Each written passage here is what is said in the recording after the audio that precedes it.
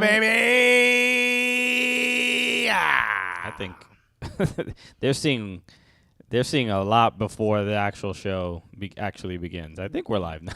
Yeah, no, we've been live apparently for 30 seconds. What's good, everybody? Come on. If you're with us, let us know. Hit the like button. Tell your family you're going to be busy for the next hour and a half. That's right. Also, you know who we haven't thanked in a hot minute? Who? The Dan Le Batard Meadowlark fans. Yeah, it's been so long. We forgot to thank them recently. Thank you. Welcome. I hope you're getting acclimated, to the new tone of this network. That's right. His name is Tone. That's right. I want to talk to Tone. The new Tone, it's a little bit more aggressive. That's right. You know what? And I want to welcome the Le Batard audience, the Le Batard family. The pirate ship, the pirates themselves, because we want to make sure that this show feels, it is the Cooligans. We're on a new network. It's a new guest in your home. You're like, what's all this about? Yo, why they putting their feet up on the coffee table? More loud Latinos? Do we need them? Is there a way to get this network to be, first of all, the loudest Latino, Grant Wall, already on this network, I love that. Paulo Nelson, we're here on YouTube, says, Los Piratas. Let's go. Okay. Okay. Nicole Hack says, "Hey girl, hey, what's good, Nicole? What's up, everybody?" Yes, so I was saying we want to make sure that this show feels like at home and familiar to the Le Batard audience. So we figured we'd have someone send us a nice message from the Le Batard family, and I think this will be a nice introduction, a nice beginning to make you feel at home. For those of you who are Le Batard fans, this is to make you a bit more comfortable. It's the Cooligans, buddy. Okay. Boom. Okay, that's it. So now you know it's official. We have been christened by Papi. Okay. My new dad, which is also my first. My only. And so far, Christian's best dad just said hello. Okay. The quality of dads has improved tenfold. You know what? How do you multiply from 0? Shouts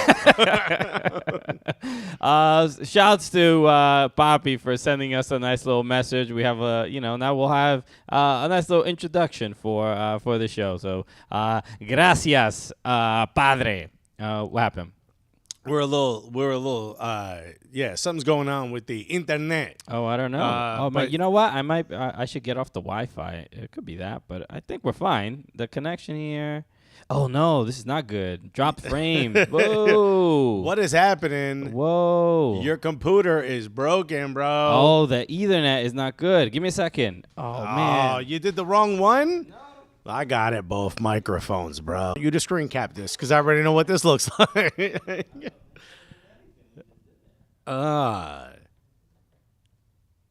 Warning, the streams cut the bit rate. This is all going to get cut out of the audio show.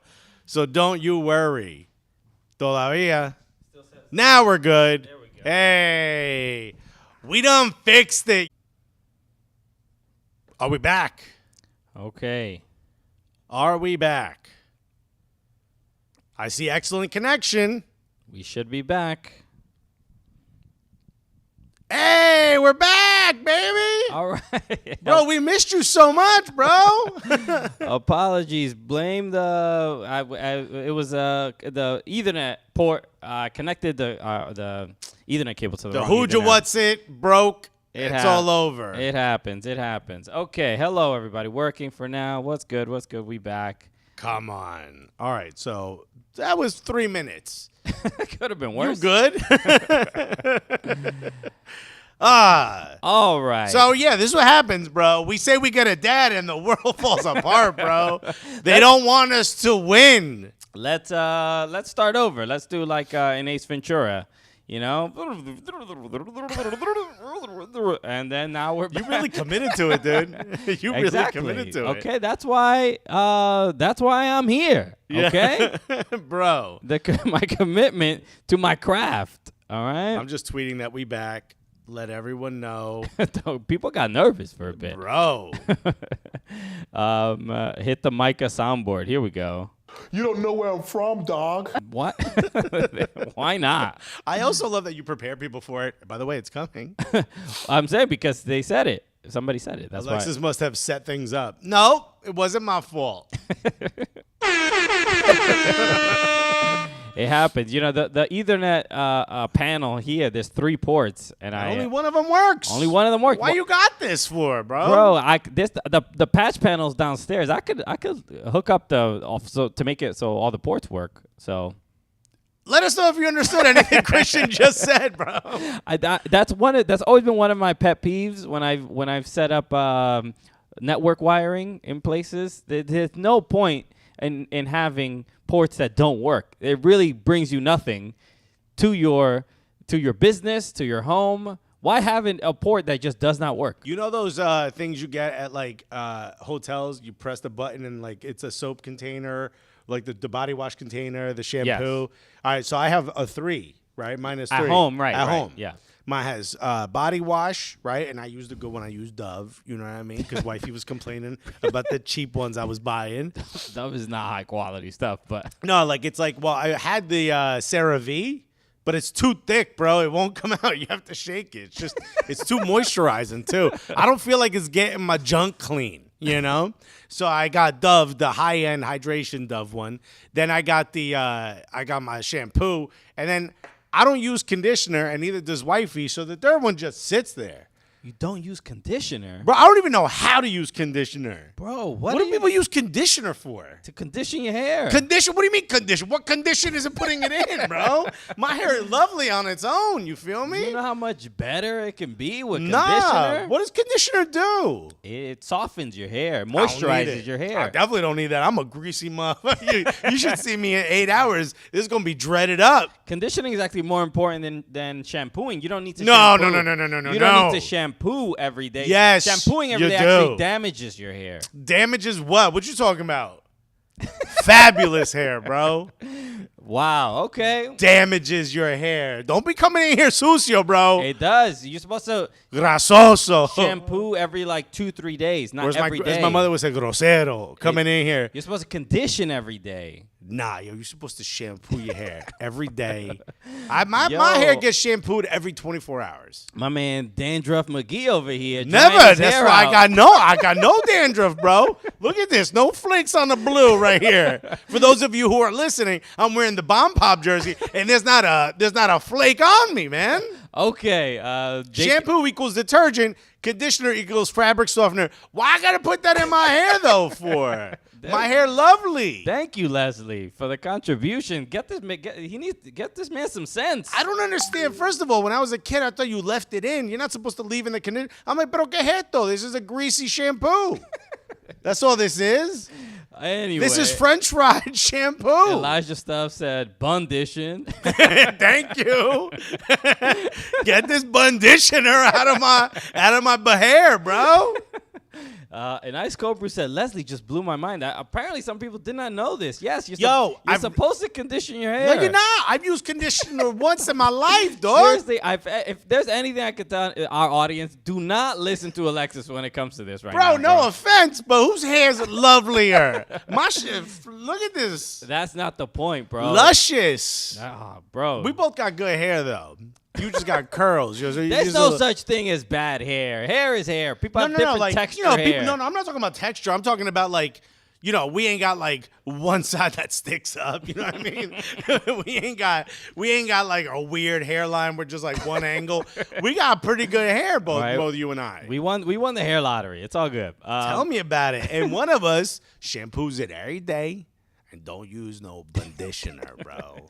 Okay. J.K. Triss said, can we go back to talking about pizza? I don't need to learn about Alexis's grooming. Yo. Facts. I feel the same way. Do you condition your pubes? Is that what people do? I mean, look, I You don't put fabric softener down there, yo? This is not the time nor place. You put a dryer sheet in your underwear, yo? Just walk through the day. Actually, With let me it. tell you something. You'd smell so much better down there. Threw a little OxyClean in your shorts. You have is that a bulge in your pants, or are you just putting in wool balls in there? What the hell is that? You know the balls of wool to dry. No. It's like a dryer sheet, but Nah, it's like man. Some of us ain't got no in-house units. Jersey. Let's go. Okay. Shampoo equals paint stripper. Conditioner equals gloss wax. My body creates the gloss on its own, bro. Something is oddly proud of. Okay. Bro. Christian grosero, bro. Look, Nicole Hack, same thing. She said, Christian is right. Shampoo your hair less, not every day. Bro, I don't know what you're talking about. Y'all need to say it to my her, bro. Okay. Hello, everybody. We're sorry for the technical hiccup earlier on, but welcome to the Cooligans. And what we were saying before was hello to the new Lebetard audience that might be listening to the show. We appreciate and welcome everybody from the Meadowlark family. And it's been already an exciting couple weeks working with the Lebetard folks. It's been exciting. Look, there's a lot of changes that are coming fast and hard. And, thank you, everyone, for holding on for dear life as this ride starts to take some sharp lefts and rights. It means the world. And for everyone who's new on board, hey, this is what it's like all the time. Mm-hmm. Ain't nothing special. This is what you've been missing. Okay, so welcome. Like my hair's been missing conditioner, bro. SKC Fan TV said, "God, let's not talk footy, please." I mean, Sporting Kansas City they have their own issues. Bro, we have to dedicate. Make some room in the cupboard for the wooden spoon, my G's. So maybe we'll get to it or not. But I did want to say, we were saying this before. Maybe people heard it or did not. But we want to make the Lebetard, the Piratas, as somebody said before, Los Piratas, feel at home. So we have a word from someone. They heard this already. Some people did, but I don't know what's going to make the podcast, what's going to be live. No, all that's in there. But go ahead, hit it again. Boom. It's the Cooligans, buddy. There it is. Right? A little tuck you in at night. Make you a little bit more comfortable, Papi coming through on the Cooligans. Right? All right. Right before you go to bed, he says, "Hey, get a cafe." You know what I mean? Just a little extra Cubanness. So, exciting times here at the Stand, where we are filming today's show, the Stand Comedy Club and Restaurant. Anytime you are in New York, want to catch a comedy show or get some absolutely incredible food. I know most comedy clubs probably in the world, you go and you eat the food and it's like, oh, okay, microwaved chicken strips. Yeah, you wow, know? this food, the chef must be hilarious because I know he ain't cooking. But no, he at the Stand. The food is, I mean, we're not even exaggerating. The food is incredible. So we should do an episode from the kitchen. It's like a legit kitchen. It looks like a cruise boat kitchen, bro. Right. It's huge. The comedy is not like the cruise boats. No. So much better. Shouts to everybody I know who does cruise boats. You guys are great. You hear about Graham, who got kicked off a cruise boat? No. Graham K? Yeah. The homie? Yeah, he got kicked off a cruise. Who's like the nicest guy in the world. The nicest guy in the world. He was doing he tweeted this, but Graham K, hilarious comedian, go look him up, check him out.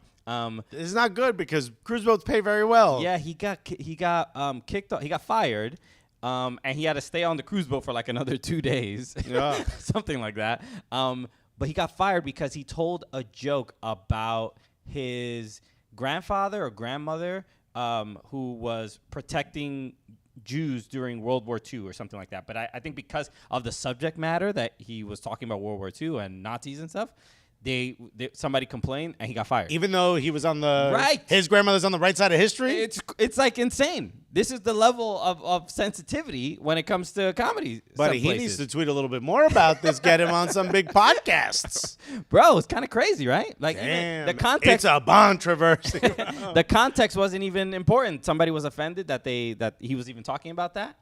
I got fired. Ridiculous, bro. We've said worse things. There's just some guy in a Nazi outfit. Like, this is not what I came on this cruise boat for. Sir, it's not Halloween. DiCanio is on the cruise boat. Are you part of the royal family in England? Yeah. Anyway. Come on. Put your footballer / soccer player who you think was on that cruise boat and complain. Okay, so this is shouts to U.S. We focus on all things American soccer today. Let's go. The chat's already lit up as to who's going to win the wooden spoon. Okay, yeah. I mean, look, we can have that debate, but I feel like we could talk about it. We got not front runners for the wooden spoon, back runners? rear runners. What do they call the slowest person besides Alexis when you're doing laps? The trailer? I mean, look, it is we didn't necessarily plan on talking about Sporting Kansas City, but I would say throughout the time we've been doing this show, Sporting Kansas City have really never been bad. Like, where you're concerned. They've been consistently good, if not great. This is consistently bad for the first time. Yeah, and consistency is a perfect word. One of the most absolutely consistent teams, always in the playoffs, always challenging for some kind of trophy. So Nick Red in our chat made a good point. He said, so we've covered conditioner and cruise boats today. But now we're talking about football. Now we're back. We're talking about MLS. But look, like Christian said, we didn't plan on talking about Sporting Kansas City. But this is one of those things where you're like, are we all in the same training? Right? Like, are we all like, this can't be what is being asked. It's the same team that was there last year. Yeah. For the most part. And players like, Johnny Russell and Daniel Shalhoub and Espinoza. Who got a red card the other day. But they don't call him Red Card Roger for no reason. That's not it wasn't an accident, that name. But overall, it's just I don't know if this is a who was the DP they signed? Alan. What's his name? Alan, please tell me his name. I forgot his name. But he is injured, I believe, right? He's not playing? Yeah, he's not playing. So maybe, a couple players coming back. Pulido. Alan Pulido. Thank you, SKC. Maybe that is... He typed that out crying. Maybe that's like the thing that will, getting him back will help a lot. But, still defensively, you're like, what? Where did this team come from? This is not what we're used to seeing. No, and you have to wonder. All right, DC United has a worse points. They're at 18. SKC Sporting Kansas City is at 20. But Rooney, you think they're going to get the Rooney bump? DC? No, Sporting Kansas City. The Rooney bump is that? There's no such thing yet. There's a new manager bump. There's always a new manager bump. I mean, NYCFC didn't get the new manager bump. Yeah, we did. It took a game or two, but we're 3 wins in a row now. It took about 4 games, actually. Yeah. Well, if you don't count the Open Cup, right. Which we've already said no one should care about until we're good at it. So okay. So actually, I wanted to just make sure. We mentioned the U.S. Women's National Team winning the CONCACAF Women's Championship. Absolute incredible, drinking margaritas out of the trophy. Right, defeating Canada. Which was big. Canada is looking like a strong team. Yeah, I mean, the men and women. How crazy is that? The level of quality between the U.S. Women's National Team and the Canadian championship, the Canadian Women's team. It's just the gap is just like really clearly closing. It seems to be closing with most teams, right? Europe has gotten stronger. A lot of the teams here in the CONCACAF region have gotten stronger. Canada, though, poses a real threat because we play them so often. Right. And I think the last night's game was weird in that I don't know, like Vlaco didn't make his first substitution till like the 87th minute. Bro, Vlaco was like, burn him out. I don't know what is the thinking behind that. It seems when you look at the bench for the U.S. women, you're like, we stacked, bro. This is it's wild how we went from the World Cup in France, and you knew there was going to be some turnover, right? But clearly a couple of people will still stick around, but it's just like a whole another 11 that could compete with the 11 that were on the bench. Then 100% training might be harder than most of the competition that they have. It's pretty incredible. It seems like the thing now is to, as far as preparing for what the roster is going to look like in the Women's World Cup next year, is like mentality, right? Some of the players are really young. Ashley Sanchez, Trinity Rodman, Ashley Hatch. I mean, Ashley Hatch is not that young. Not that young, but she's been around. But yeah, she's relatively she's not as senior. Yeah, but Mallory Pugh, Midge Purse. Right. Who the hell do you bring? There's gonna be some people so angry. Bro, we should have an East Coast and West Coast team. Okay, Alexa suggests Civil War. 2 countries. I didn't say North and South on purpose. 2 countries. Mm-hmm. Pick your side, okay? You got the USA and the USA. Or if you're Mallory Pugh, USA. Oh, pew pew. Well, sadly, that's the country does a little too much pew pews. Tell me about it. Yeah, we've become dads. It's the Cooligans, buddy. Okay. So, but again, congrats. At least this was the first game in this tournament. Not to say that the U.S. women breezed through it. Or prior competition wasn't strong enough, but this was the most difficult one by far. Without a doubt, and it just clearly shows Canada just. They need to do a little bit more as far as like getting those younger players to replace the older ones. The U.S. just has a huge advantage there. I also just think that it's such a difficult. I mean, I can't imagine not making a sub until the 87th minute. But it just goes to show just how strong this team is, where you can make a sub at any minute and you don't lose a step. Yeah. It's pretty crazy. Also, shouts to I don't know if you saw Kaylin Kyle must have had a bet. Yes, She played for the Canadian women's team. Brianna Scurry. With Brianna Scurry. Brianna Scurry made her wear the the U.S. women's national team shirt after they won, and she hit her face. So the shame. Right. Kaylin Kyle is Canadian, and she played for the Canadian. I said that. Oh, I did. Yeah. She played for the Canadian team. Yeah. So clearly she was. That just goes to show how strong this team is. She was pretty confident enough to say, like, I'll wear a women's national team. You ain't going to put that shirt on me, bro. Okay. So, again, congrats. The U.S. women qualify for the Women's World Cup and the Olympics in 2020. A nice Cobra has a great question. Are there any men's teams that could field their bench as well and compete? The only one that I think is... The first countries that come to mind are France and England. Yeah, England I also think could field another. Can compete as much as their first team, which is not that much. No, I think they're a strong team. Yeah, I'd have to say that probably the deepest are France and England right now. Yeah, I'm trying to think of any others. Maybe Germany. They got some of the young guys in that squad. Maybe Germany. Yeah, but I feel like at the bench it dips off pretty. Yeah, no. There's a dip, but they can still compete. Okay, all right. Yeah, maybe that's Who do you think? Oh, well, Brazil. Oh, yeah, Brazil without a doubt. How did we forget Brazil? How did we forget Brazil? See, that's the funny thing, like how strong Brazil is, yet Argentina is very top heavy. You know? Right.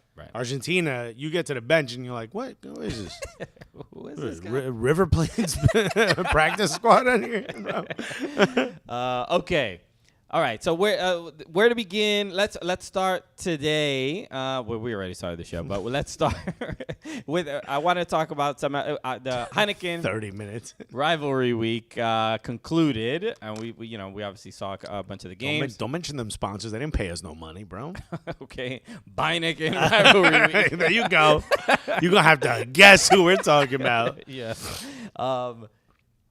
Hudson River Derby. We went to the game.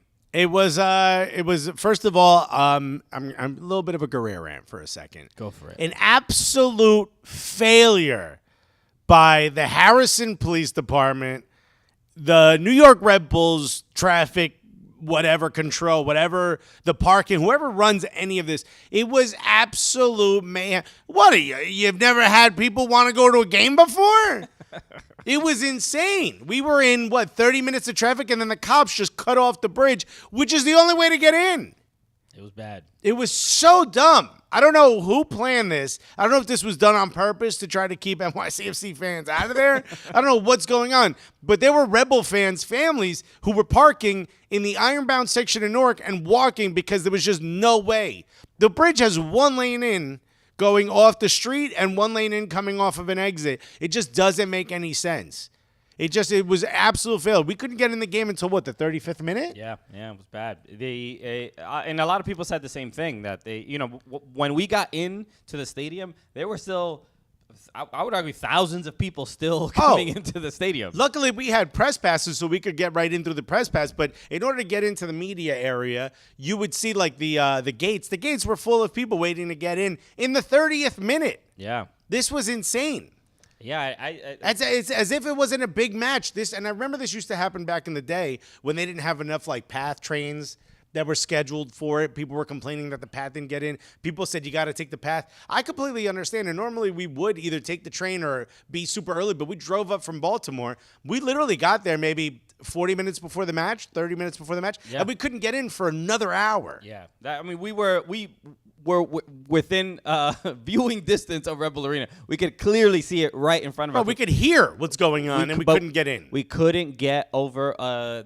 Basically, there's a small river around the stadium. It's not a small river. Shouts to the very powerful Passaic River. Okay. All right. Used to be a resort river, and then it got contaminated. So there's several little bridges that you use to get to Red Bull Why Arena. you keep minimizing everything? The bridges are fine. They're just one lane each way. They're small bridge. It's not the GW, bro. It's not an 8-lane. Why you a size queen over here? Damn, bro.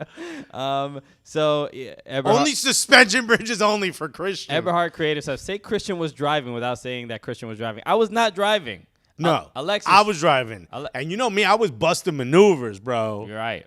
I was out here doing illegal work. At one point, I was ready to go around everybody, and then I saw a cop, and I was like, "Skrrr!" And I wedged myself in there. We were in a line to get on this bridge, and a cop just closed the bridge after waiting already 20 minutes. We were edging our way in. Very nice, very respectful, really making the most of it, building tension.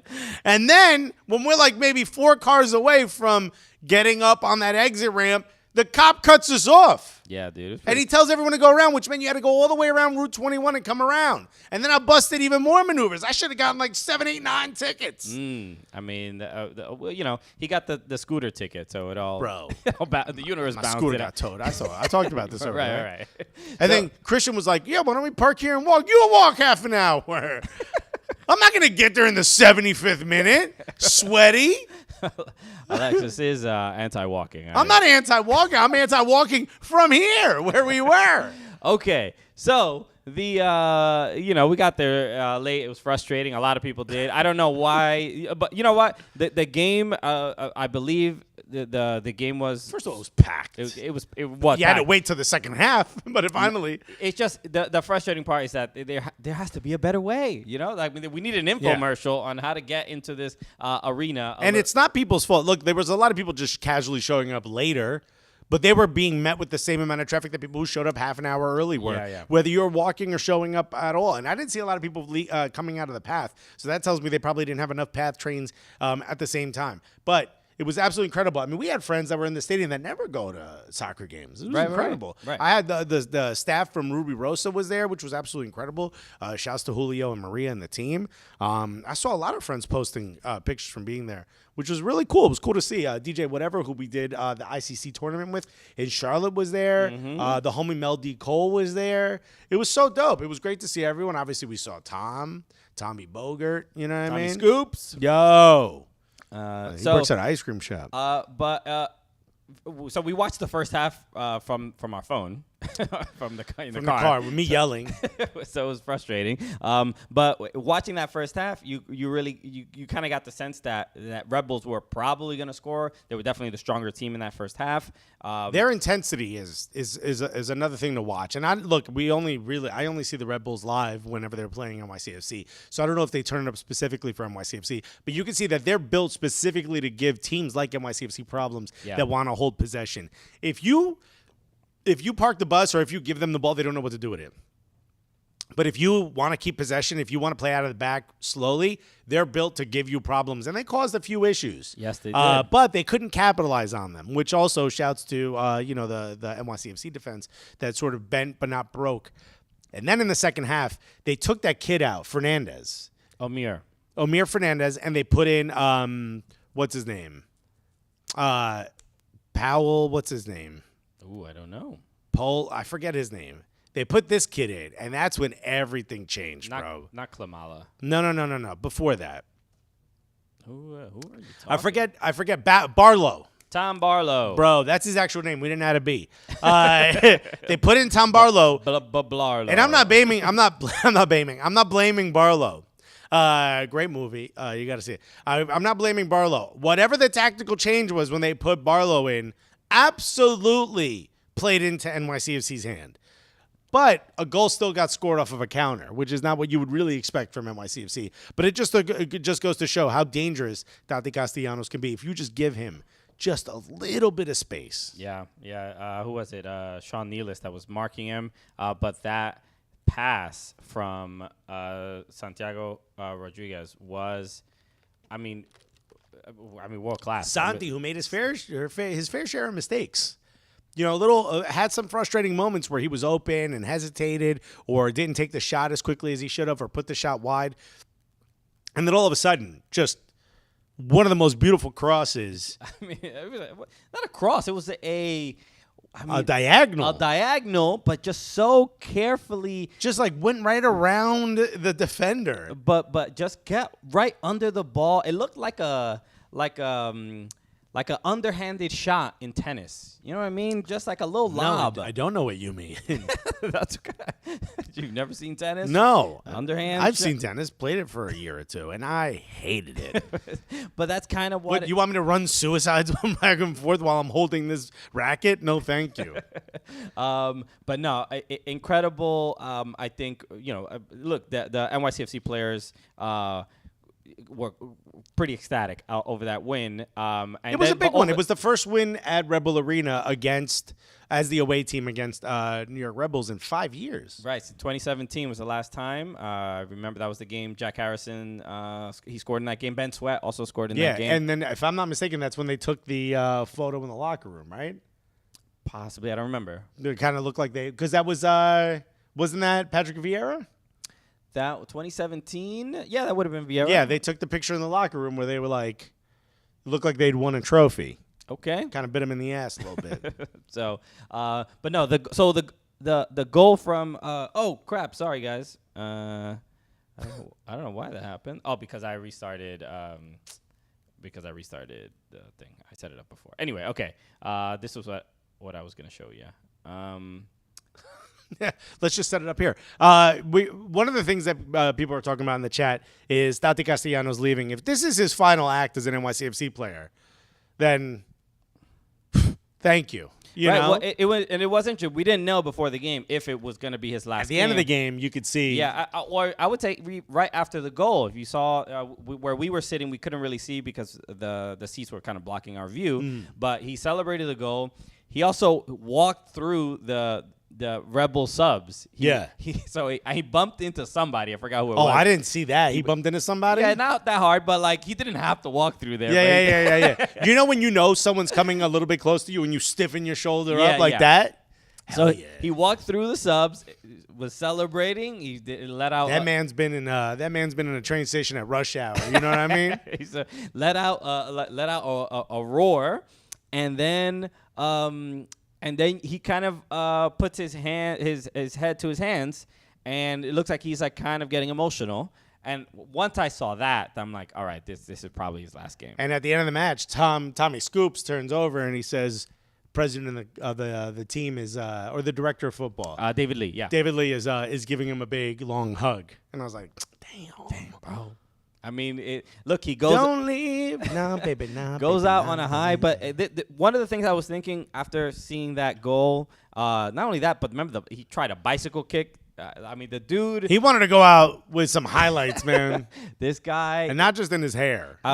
Not only is he, one of the best players NYCFC has had in their short history. I would say he's the best player NYCFC's ever developed because he's been here since he was, 19? Something like that, yeah. He's been here 5 years, right? Has it been 4 or 5 years? He's 23. Yeah, he's been here since he was a teenager. So, but not only is he, one of the best players NYCFC has ever developed, but as far as this is what I was thinking when I saw that goal, saw the bicycle kick, saw the intensity and the energy that we're used to seeing week in and week out.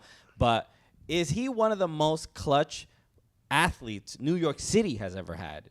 Like on the like Derek Jeter type clutch. It's got to be Derek Jeter, Eli Manning. Right. I mean, we can go back further and further. Our generation. Yeah, Frazier. You know what I mean? Yeah. I'm not going to go Clyde Frazier.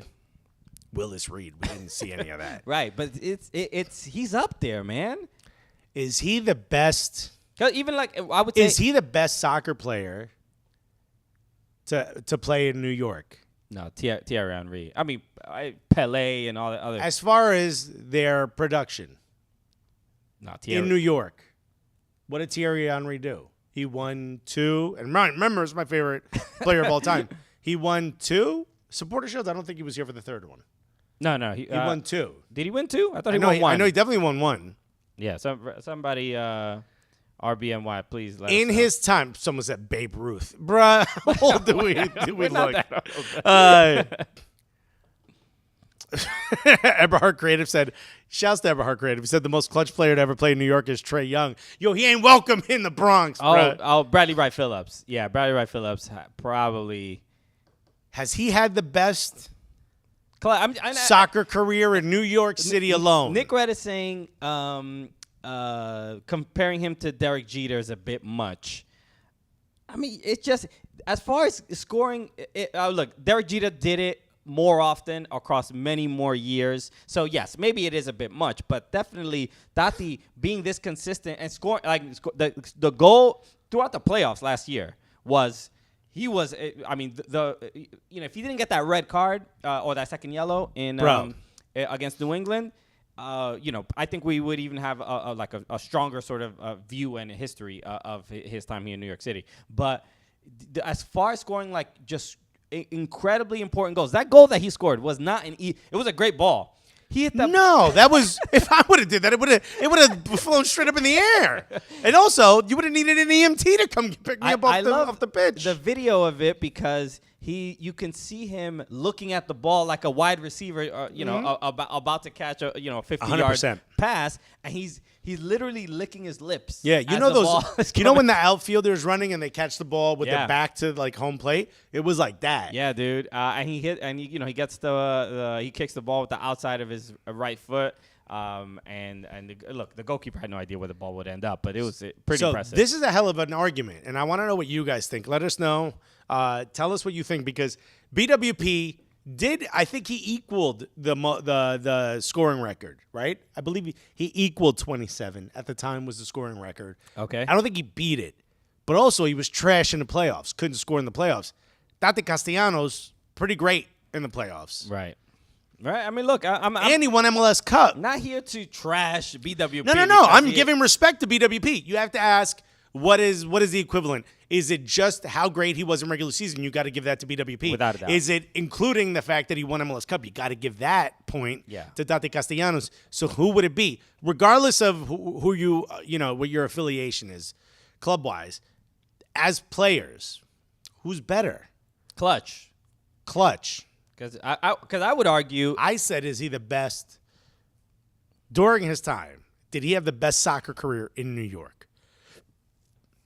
I mean, you can't say Pele. Pele was playing against, high school teachers. Pele was Waiters. This guy's ripping up waiters at 35 years old.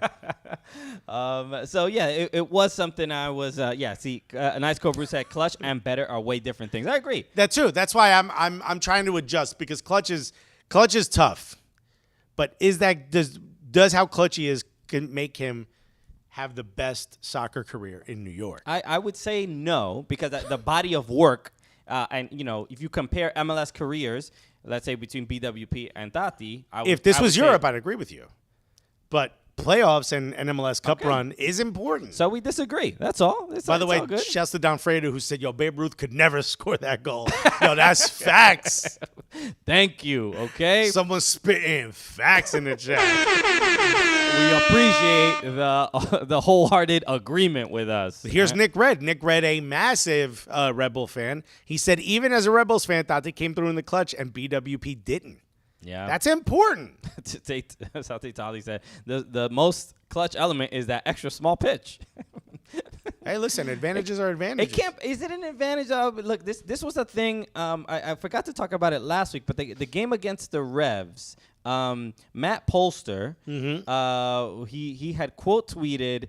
It might have been either Glenn Crooks or Roberto Abramovich or somebody just about that game because I believe it was Roberto Abramovich. Right. So he was complaining about the pitch and the size of Roberto was defending the pitch. Matt Polster said, this guy doesn't know what he's talking about. He said, if you stand in the center circle and look at one goal and you spin 180, you're not facing the other goal. That's what he said, which that doesn't feel accurate. I don't think he's lying. I mean, he's been on the pitch. You know that stuff. You know that stuff they sniff before they run on the pitch. Yeah, I think he was on that when he was spinning 180 on the pitch. Make sense. I mean, the goals are not misaligned. The field itself is not. It is technically at an angle. So maybe your orientation of like because the stands behind it are off. Yeah. So I can see that it might be weird, but to me it's a weird thing to complain about. I mean, at this point, enough teams have played there. I'm looking at it. This doesn't look off to me. Right. You want to pull it up so people could see? Sure. I mean, it's such a strange complaint at this point. I mean, on top of that, NYCFC are also winning at other team stadiums. Yeah. It's not like they're not doing it. We didn't win MLS Cup in Yankee Stadium. We won it at a different baseball stadium. So I don't really understand this complaint anymore. Okay. It is small, but it's no different than White Hart Lane was. I believe Craven Cottage also is the same size pitch. Yeah, that's And by the way, officials walk the pitch beforehand. Other coaches walk the pitch beforehand. They measure. Other teams have measured the pitch. It stands up. There's been international friendlies played on this pitch. Right. Yeah, you can see it here. I mean, it seems fine to me. Look, clearly there's a bias, but is there maybe an overhead? I don't know. You can look for it. Anyway, it's just a strange complaint at this point. Anyway, the main thing I wanted to and Matt Polster's the homie. Okay, all love. But the one thing I want to talk about, so Taty Castellanos, the news after the game is that he is going to be leaving. Well, this explains all the hugging. Right. You can see here, Taylor Twelman had retweeted a tweet from Jaime Ojeda. And essentially saying that CFG is going to purchase the contract and send him and loan him to Girona in La Liga. Now, your first thoughts when you heard this news? What the hell took so long? This is a part of the whole CFG family, is that you would imagine players could develop in some of the smaller leagues without a question. NYCFC, even though they're growing, a little bit smaller than La Liga, right? You would figure that they would develop pretty quickly. And a player of his ilk, you would kind of, especially after the season he had last year, you'd probably want them to transfer right away to one of your European clubs like Girona, where, one, he'd probably be very comfortable because they speak Spanish, and two, where he would be able to develop even further. You could see how far you can take this guy. I don't understand the desire to want to sell a player like Taty Castellanos when he's clearly good enough for what I would consider your mid-level club. A little bit bigger than the Japanese club maybe, bigger than Torque, where he came from, or Montevideo City Torque. You want to move him up the ranks. I don't understand why wait. So you the way you see it is like just keep him under the umbrella and just give him a promotion. See, like the Jack Harrison treatment, Right, but they did end up selling him. Hold on, but now you loan him out, right? You see how good he is. Maybe he doesn't hit the level where you think we need this type of player right now. Jack Harrison, clearly very good. He's done incredibly well at Leeds. He may not be able to slide right into a starting position at Manchester City. So what do? You sell him, or you strike a deal so that the team that's loaned him could buy him. That's exactly what you should be doing. Right. You bring him into Girona, maybe, I don't know, Che or Real Betis says, this is the type of player we want. All right, well, now you're making money. Okay. So, I mean, as far as the things that Taty has said that he's wanted, SKC Fan TV said it there, that he wants to play for Argentina. So, I mean, he's going to Argentina has no MLS players on their national team. Mm-hmm. So, you know, I think his thought is because I'm in MLS, I'm never going to get a real opportunity to play. So this, you know, that he wanted. But he's also shown he is of extremely high quality in MLS, which anyone who reaches the pinnacles he has, unless they're towards the end of their career, deserves an opportunity at a higher level. So if he wants to play in Argentina, he's showing he has the quality to compete for that position. I don't know how far he's going to get, you know, if he wants to play for Argentina, but he deserves to be he deserves to move up. He's done everything he could for MLS. If you're or for NYCFC, if you're NYCFC, you say, you know what? We brought you in. You were young. You developed. Golden Boot winner. You won us MLS Cup. Move on. It's respect. Out of respect, you move on. And I think he's also 23. If you wait another year or two, you start to say like, oh, they must not be good enough. Right. I think I think he handled this very, very professionally because he didn't have to re-sign with the team when his contract was up, and he did do that under the promise of like, look, if this works out well, please, I want to move on to Europe. He's been very honest about that, but credit to him because not only has been honest about that, but he's also not been disgruntled with the fact that they didn't sell him in the offseason. He hasn't been a nuisance. He hasn't been a locker room cancer, so to speak. Yeah, he's just done his job. Super professional. Kept them moving. You know, they wanted him for Champions League, for CONCACAF Champions League, because they thought they would have a really strong shot. And you know, if Maxi Morales doesn't get doesn't break a rib in training, you know, that game against Seattle probably goes very, very differently. Those two matches against Seattle. I love Moxie, but we got to replace him, bro. He's getting up there in age. Up there. I feel like this might be his last year, or maybe next year. He's starting to get gray hair. I mean, he was getting gray hair 15 years ago, bro. Stress, bro. You know why? He didn't use conditioner. That's the problem. So Thomas says, true, maybe he transfers somewhere else in a year or two to a bigger La Liga team, which I think is... Or maybe that's his level, and then he goes and moves back to South America. Plays at River, which we're interested in him, or maybe Palmeiras. He wants to test himself in a tougher league, in a higher league. So that's I think that's the if MLS is going to say we're a selling league, you have to sell these types of players. You have to let them move on. Right. And also, you need to use these opportunities to show the younger players, if you play well, if you win the Golden Boot, if you win MVP, or you're rated high in MVP voting, if you win us MLS Cup, if you give us your all and you're professional, we will help you move to Europe. That's every team in MLS should be striving to be that springboard for now, and hopefully, in the future you can move away from that. Right. And if I don't know if people remember this, but we did we filmed a segment with Taty Castellanos and NYCFC, where he gave us a Rabona masterclass in Gucci sneaks, bro. So this dude been ready for Europe, bro. If you haven't just look up Rabona and the Cooligans on YouTube, and you'll definitely find it. But it was a great time. A great long hair Christian, bro. Yeah, dude, I had the man bun, bro. But if should I get my haircut like Taty Castellanos with the V at the back? Yo. Should I? Dude, get the tattoo on your neck and everything. Bro, you think I won't? And then can I live with you when my wife divorces me for showing up with David Beckham's 30-year-old tattoo on the back of my neck? So go check that out if you haven't yet, man. So look, overall, I just want to, definitely say like, Taty Castellanos has just been an incredible. You'll be missed. Yeah, without a doubt. Just what an incredible player for NYCFC. It's just it's the level of just professionalism and gameplay and just huge moments that he's provided for NYCFC fans is really, really incredible. So it's just awesome to the fact that we got to just know this dude on a personal level even is really, really dope as well. Yeah, and we got to hang out with him after MLS Cup, which was really, really dope. Right. Good I put my arm around him and I said, "Hey, man, I know you're leaving, but thank you for everything you did."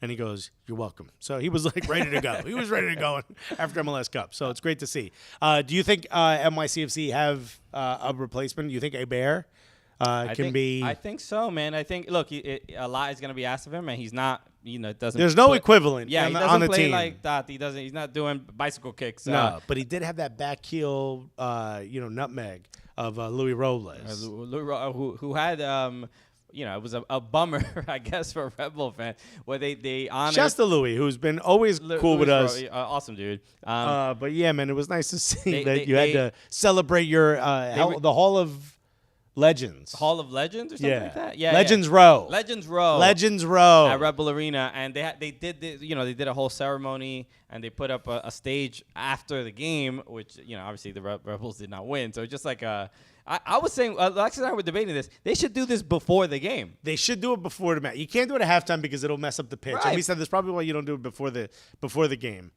But you maybe don't do it in the middle of the pitch. Maybe have him stand off to the side amongst the supporters. The risk is too high. Why do this after the game? Create a little bit of Okay. By the way, shouts to Luke Sturgio who says Alexis should get a tramp stamp of a New York slice. That's not the tattoo. I don't have a tattoo. We should get tattoos on the show.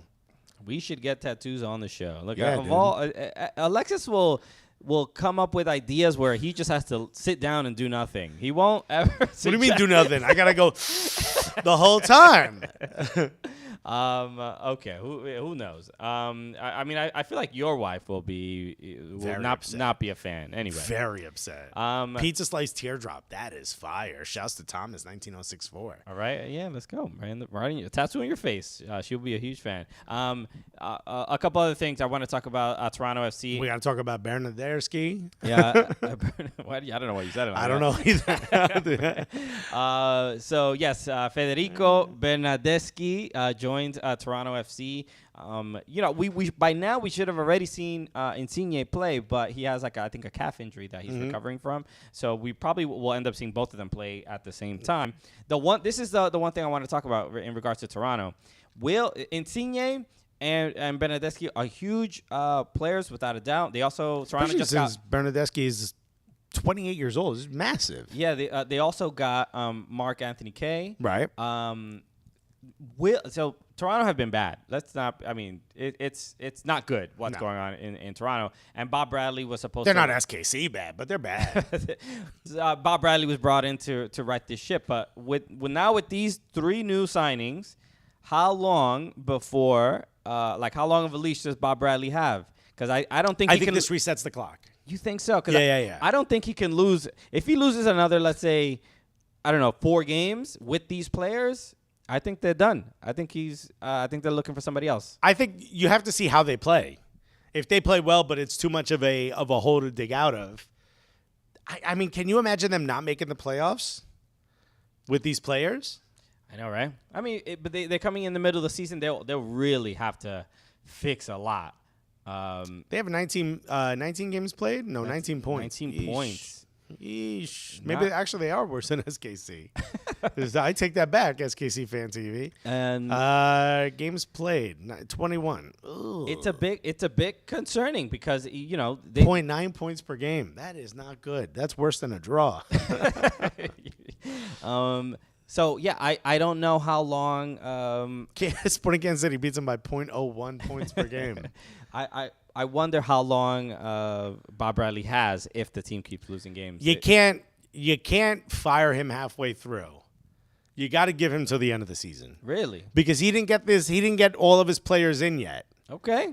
It's the same thing that happened with Arteta. You got to give them time. Once he has the full squad in, you got to see how they're playing. If he starts to manage this full squad and it's not looking good, like not as bad as Bernardeschi's suit that he wore, but like bad. If it's looking bad, you got to boot him. Right. This is Bernardeschi at the announcement, and I mean the energy is wild. 1, 2, 3, all forward! Love it. That will haunt me in my sleep. I also love the 1, 2, 3. Just beautiful. No, you love the confidence. The confidence to wear, is this linen? And no shirt underneath? He looks like he's also going commando, Bro, he looks like he got bought by Napoli, not by Bro, this is Toronto, my G. You might want to suit up a little bit. Okay, this ain't a summer home. dog. Ain't no beachfront property. JK just said all for Juan. Okay. Yeah, I know Juan, bro. The Nick Red said, haven't seen that suit since watching Miami Vice in the 80s. Bro, he did look that way, bro. Omar Ramirez said Caden Clark got moved to the second team. Rumors are that he's leaving. I wonder where he's going. Oh, that's interesting, right? There's also that rumor that he could represent Mexico. He already has a U.S. cap. His brother, I think, is the one that. Yeah, his brother can make the switch. Can make the switch or whatever.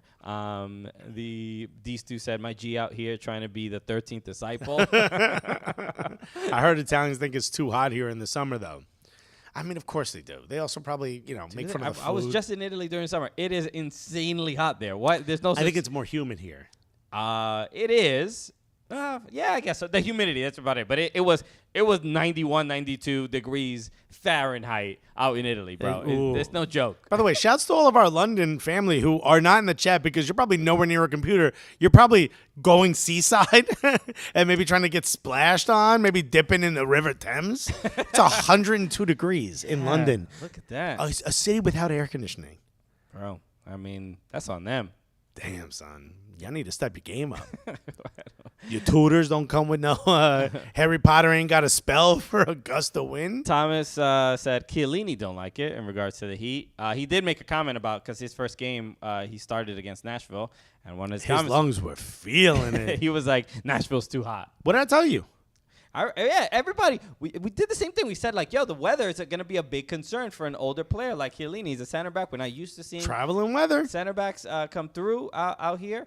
And everybody was like, no, he's played against unbelievable talent in Europe, and we're not talking about the talent he's playing against. It's like I think it felt like tell him to go play in London right now.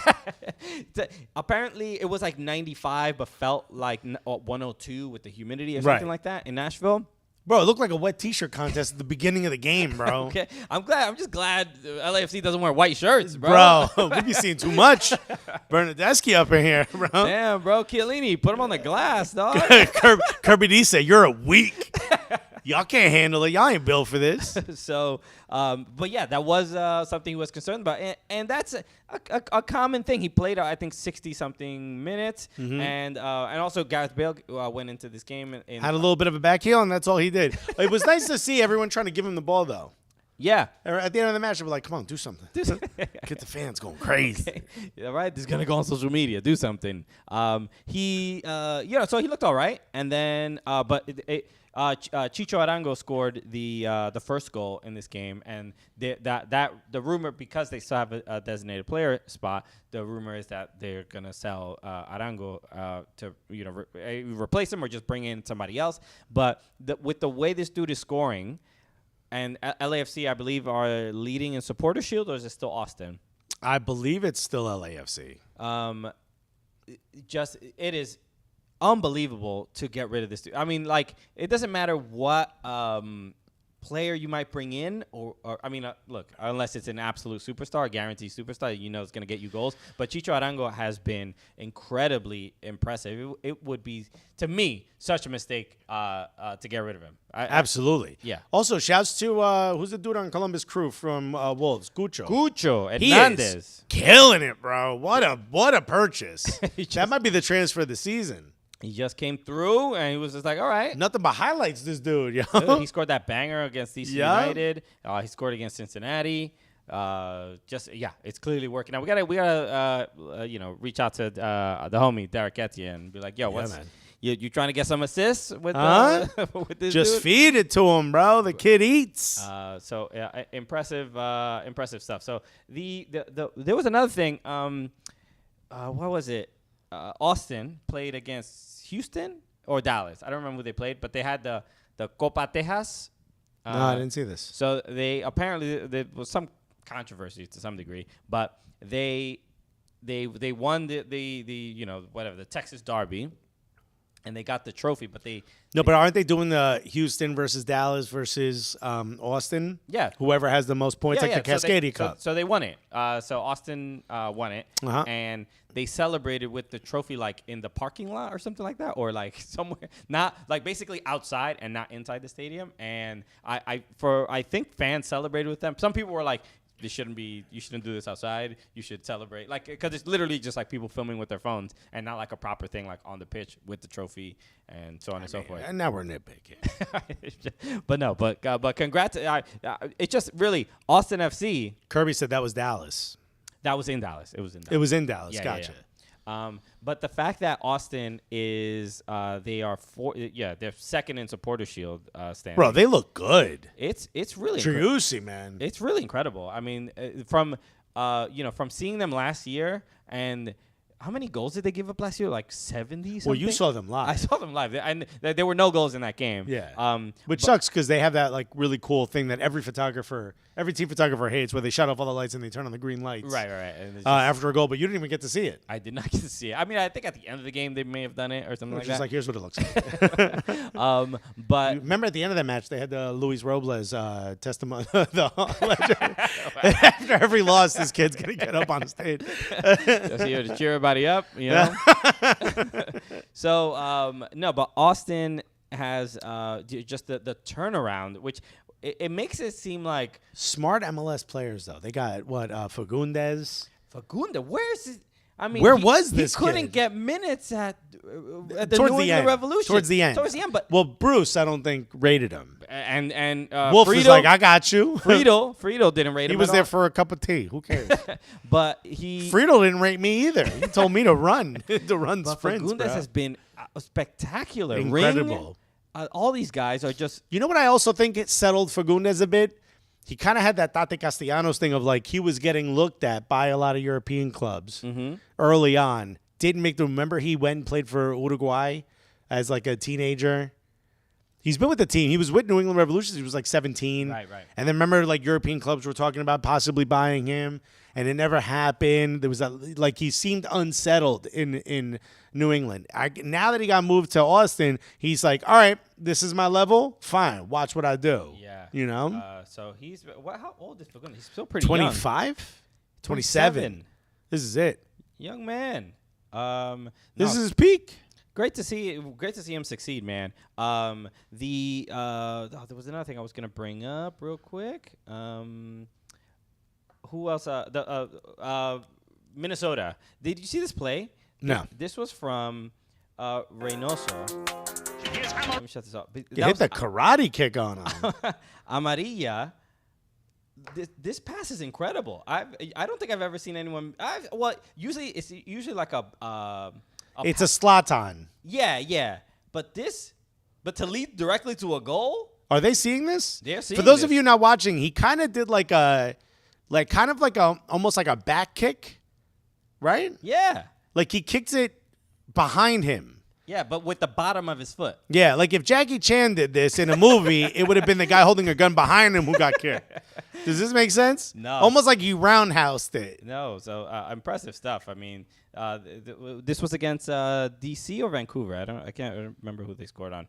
Speaking of Vancouver, shouts to Julian Gresso, who has a podcast, and he is not holding back on it. Yeah, shouts to Z's Soccer Podcast, Z right? Soccer Podcast. Yeah, we got to talk about that. Julian Gressel traded to Vancouver Whitecaps from DC United. And he was angry about how he found out. He said, I was wearing DC United training gear at the time. So Stephen Goff had tweeted out that that Julian Gressel got traded. Right. And Julian Gressel retweeted Stephen Goff's tweet saying, I'm glad, basically, I'm glad you found out. 2 minutes after I did. 2 minutes after I did. So, Julian Gressel, the homie, man, he was, we always are grateful for him. He was the first player who did a live show that wasn't in New York. We went to Atlanta. We were there for the Red Clay Comedy Festival, and Julian Gressel had agreed to do the show. And we had an absolute blast. One of our best experiences ever being involved in anything Cooligans related. And so we've always stayed in touch with him. Yeah. He's been the homie ever since. Been a very, very sincere, genuine guy. About going to Atlanta. He's very open, and which I love. He's Yeah. very open and very public about Me- his feelings towards things that happen in the league. Meeting his wife, Yeah. kind of having a kid, building a family, and then he bought his first home in DC.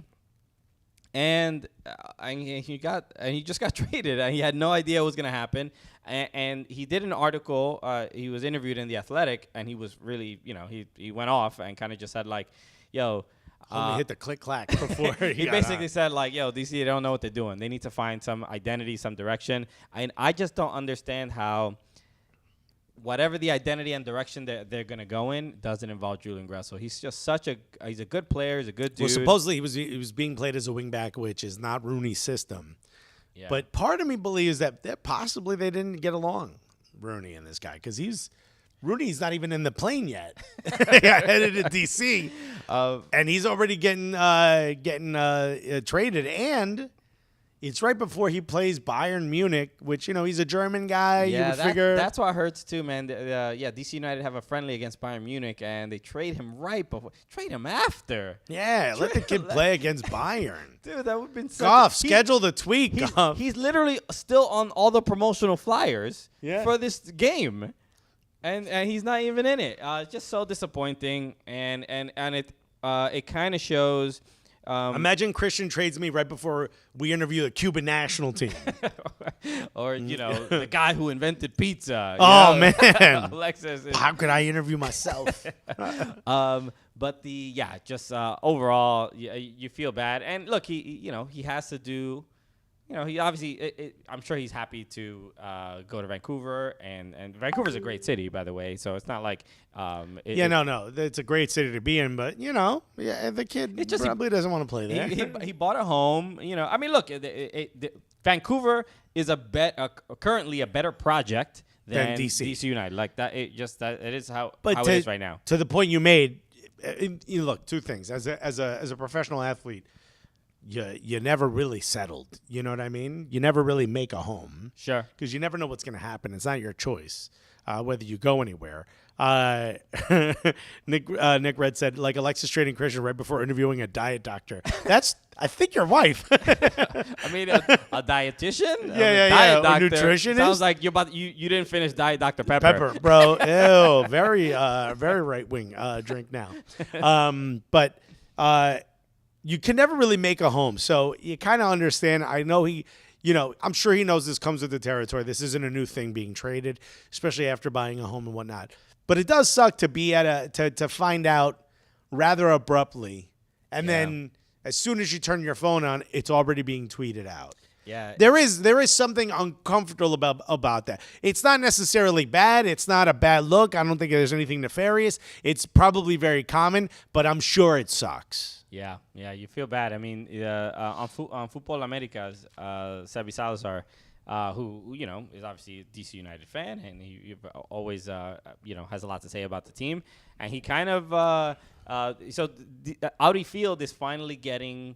They're finally finishing Audi Field. They're finishing the roof. They didn't, it's been already there 5 years, and they have not finished the roof. And they finally they're doing it over the winter. They're using all that TAM that they got from Julian Gressel. It's apparently it's like something between $10 and $14 million to finish the stadium.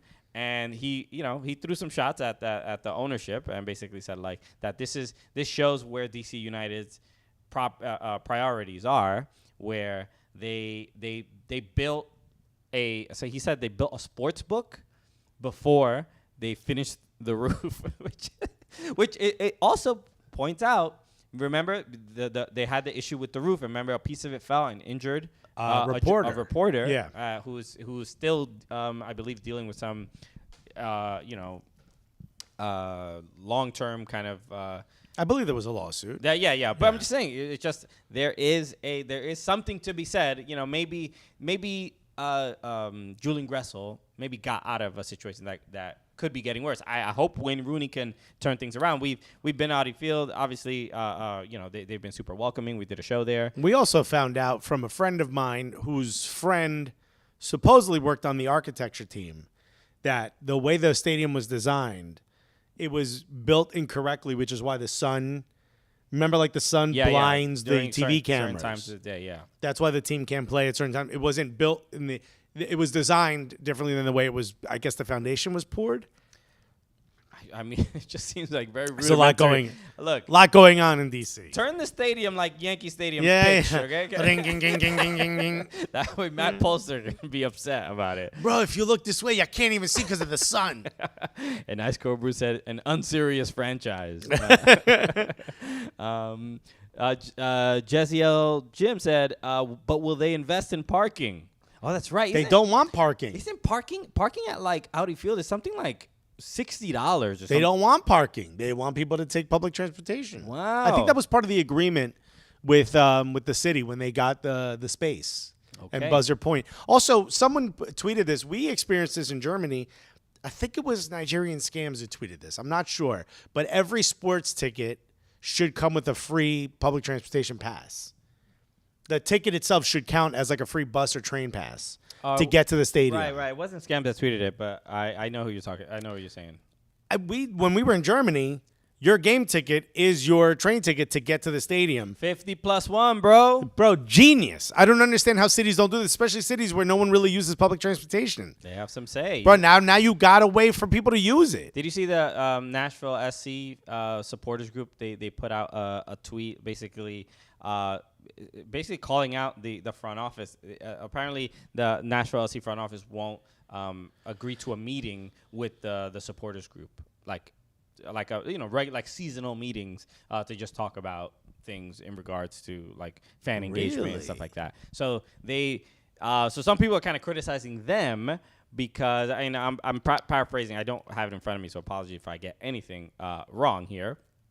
But some people are criticizing the Nashville supporters or the supporters group for doing this because the things that they have asked for are like something like discussing parking, discounts to the people that are in the supporters group, Typical things. But people are sort of kind of making fun of them for putting Nashville SC on blast for like $2 discounts on a beer. You know what I mean? Like that's what kind of like they're teasing them about. But it is pretty common practice that if you're a season ticket holder or supporter, right. you get a little bit of a discount. Right. Or at least, there should be that dialogue should be there. I mean, I don't really know of any club that doesn't meet with their supporters at all. It just seems counterproductive. I don't understand why that would even be the case. Thomas 19064 said, last time I went to DC early, I parked on the street literally next to the stadium, then just took the metro into town. And I'm guessing you took the metro back to the stadium? I don't know. Yusuf Ricard said, everyone should pull up on Lime scooters to the stadium. Let's gang. go. Let's go. Siri Brown said in Montana they should have free horse parking. That is. All right, you are 2 steps ahead. Park next to the feed, bro. Yeah, it's kind of like a electric vehicle charging station. Right. Yeah, right? You got a whole lot of hay, bro. Oh, man. Okay. So what's left? Anything else we should make If sure? there's anything we forgot, we mentioned Nashville. Shaq Moore is going to be signing with. There's another men's national team player who's coming back into the league that I can't remember, but Shaq Moore coming back into the league. Look, and also what's his name? Zach Steffen got loaned to Middlesbrough. Oh yeah. And even the Middlesbrough manager said, "Look, it's no secret. He needs time before the World Cup. Put it out there, baby. That's why we're doing this loan. Ain't nobody want to be Middlesbrough. I mean, that's why Gareth Bale's here, right? Yeah, he's not preparing for golf. He's preparing for the World Cup. That's right. But yeah, Shaq Moore will be joining Nashville SC. Shaq Moore is a right back or left back? Right back. It's a great question. Left back. He's a left back. I believe so. Okay. I'm confused now. I don't remember what position he plays. The word is back. He doesn't play for the U.S. too often. So please, someone correct me if I am wrong about Matthew Hoppe is the name I was thinking of, and it's still a rumor. It's not official yet. Thank you, Youssef, for remembering. Matthew Hoppe, rumored to be coming back into the league. Also, Luis Suarez. Yeah, what about? Coming MLS. I mean, that's NYCFC has said he is not an option. Looks like he should be. You just lost your big time strike. I said that he's received four or five MLS teams are I heard the interested. rumor of 5. Okay, so I mean, you just say he's coming to MLS. Like he's not. I mean, he's got no other options right now. You think so? Go back to Uruguay? He's going to go play for Nacional? You don't think any team in Europe will want him? Supposedly not. Supposedly. Now I'm asking. But there's not even rumors of European clubs that want I mean, him. we'll start one. Okay. Luis Suarez to Arsenal, $40 million $1. There we go. Fabrizio, get on it. Here we go, Fabrizio. Okay. Let's see. Anything else before we go? Oh, we got to mention this. Portland Thorns against Gotham FC. I almost wore the Portland Thorns jersey, and I realized that was a bad look right now. They hosted Gotham FC. What was it, 5-0? Yeah. 5-0. Right? Or was it 4-0? No, I think it was 5. Just a bad day at the office for Gotham FC. I love It is 5-0. I love the tweet from Gotham FC, which was just the Will Smith from Men in Black holding the pen to erase people's memory. Looks like Andrea Pilar got out right in time.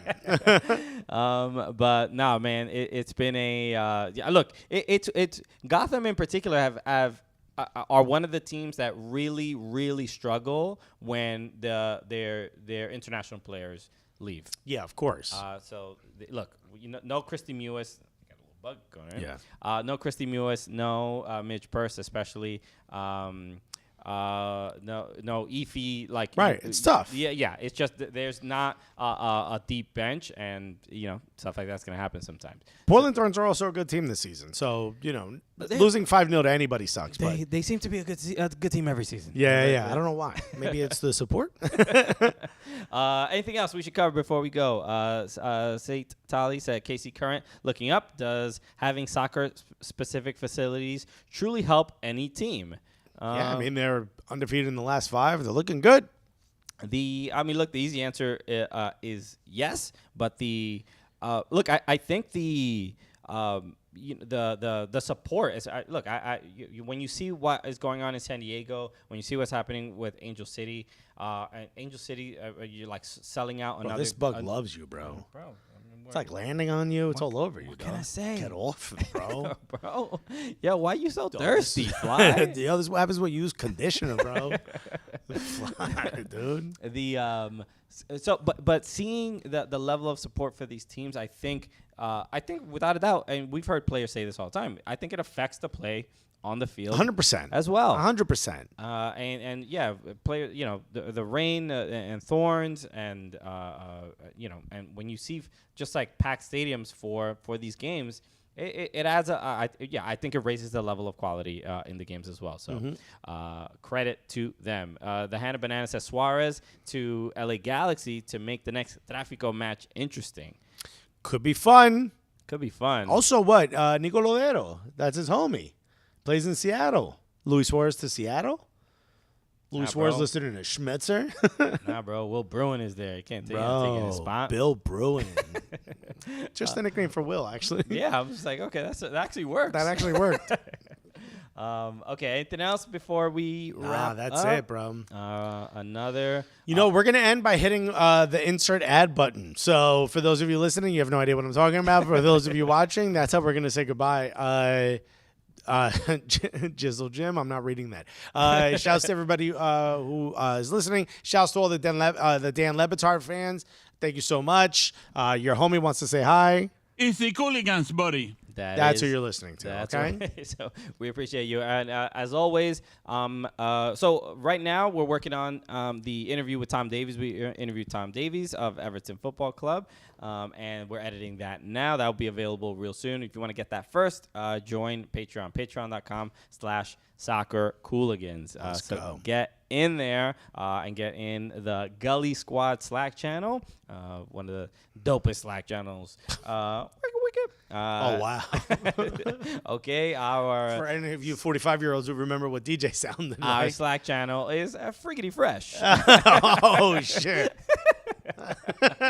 So get in there, and as always, hit the like button here on YouTube. Subscribe to the YouTube channel, And subscribe to the podcast, whether it's on the Cooligans podcast feed or the Levitard and Friends podcast feed as well. We appreciate everybody for tuning in. We will see you next week, Monday. Anything going on? You doing anything fun this week? I may possibly be in Orlando. Ooh, okay. A little Arsenal Chelsea. Yeah, we'll see. We shall see. All right, everybody. We will see you next week. And that's it, everybody. Peace. I hit the enter ad button before you hit. Oh,